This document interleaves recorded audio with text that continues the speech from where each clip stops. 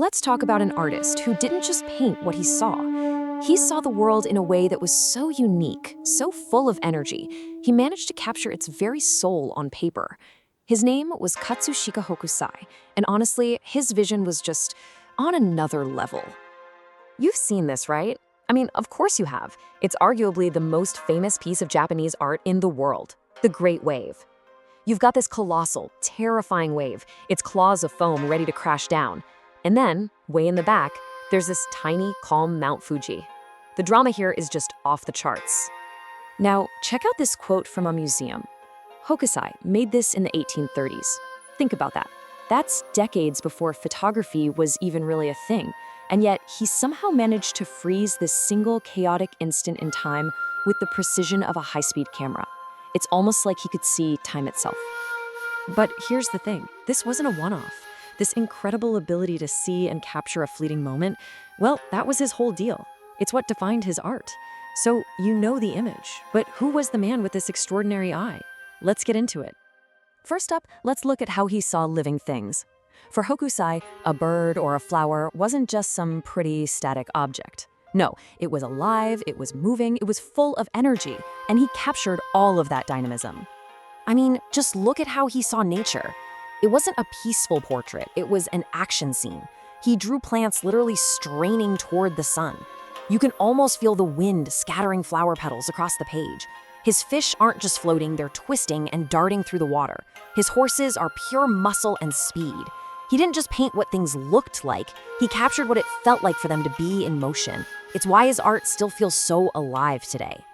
So he could capture life. But what about the things that aren't alive? The big stuff, the raw forces of nature. Hokusai had this, and I love this phrase, a rapacious attention to things like weather and light. He was obsessed with making the invisible visible. Okay, take wind. How in the world do you draw wind? It's literally invisible.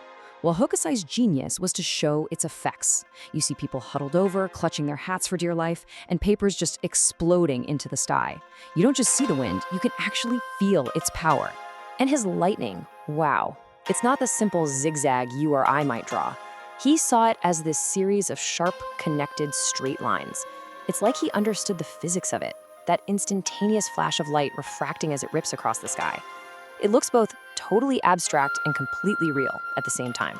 This piece here is his vision of a massive eruption of Mount Fuji back in 1707. But notice he doesn't really focus on the lava or the mountain.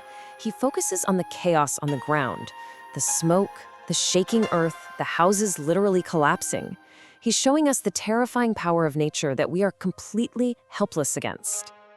And all of this brings us back to his number one obsession, water. From the epic crash of the Great Wave to the dizzying whirlpools of the Naruto Strait, he was endlessly fascinated by it. He drew its constant, churning motion, its power to both create and destroy, with a skill that, really, no one has ever matched. So, you have to be wondering, who was this guy with this unbelievable eye?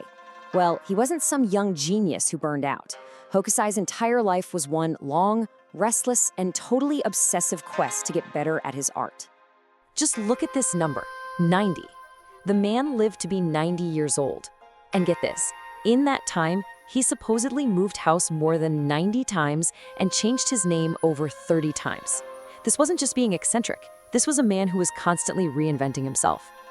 And those name changes weren't random. Each one was like him closing a chapter on one artistic style he had mastered and starting a new one. He went from Shunro, the apprentice, all the way to Hokusai, the independent master. And his final name, which he took at 75, is my favorite. He called himself Manji, which basically means the old man mad about painting. If you really want to get inside his head, just listen to this. He said this when he was 75. He basically dismisses the first 70 years of his own work, which includes some of his most famous stuff, as not even worth looking at. He truly believed he was just getting started, that only when he reached 100 would his art become divine. The dedication is just mind-blowing. And here's the thing, that relentless drive didn't just make him a legend in Japan. His unique vision sent shockwaves across the globe and actually helped change the entire course of Western art. For anyone outside Japan, this is a huge reason why he's so important. So picture this, it's the 1860s, Japan opens up to the world, and suddenly Hokusai's woodblock print starts showing up in Paris. For European artists, seeing his work was like a lightning bolt. They'd never seen anything like his bold colors and dynamic compositions. It kicked off a massive craze called Japonism. And you can draw a direct line of influence. Huge names like Vincent van Gogh, Edgar Degas, and Claude Monet were absolutely obsessed. They saw a whole new way of looking at the world in Hokusai's work, and it helped inspire a little movement you might have heard of called Impressionism. It even crossed over into music. The composer Claude Debussy was so moved by the Great Wave that he based his famous symphony La Mer on it. His influence is just massive. I mean, think about this. In 1998, Life magazine put together a list of the 100 most important people of the last 1,000 years. Hokusai was the only Japanese person on that list. That's how big his impact truly was. But perhaps the most incredible thing about Hokusai came at the very end. These were supposedly his last words on his deathbed at 90 years old. After everything he had accomplished, all he wanted was 5 more years, not to rest, but to finally become a true artisan. It's just an unbelievable thought, isn't it? He saw more in his 90 years than almost anyone. Yet in his own mind, he felt like he was just getting warmed up.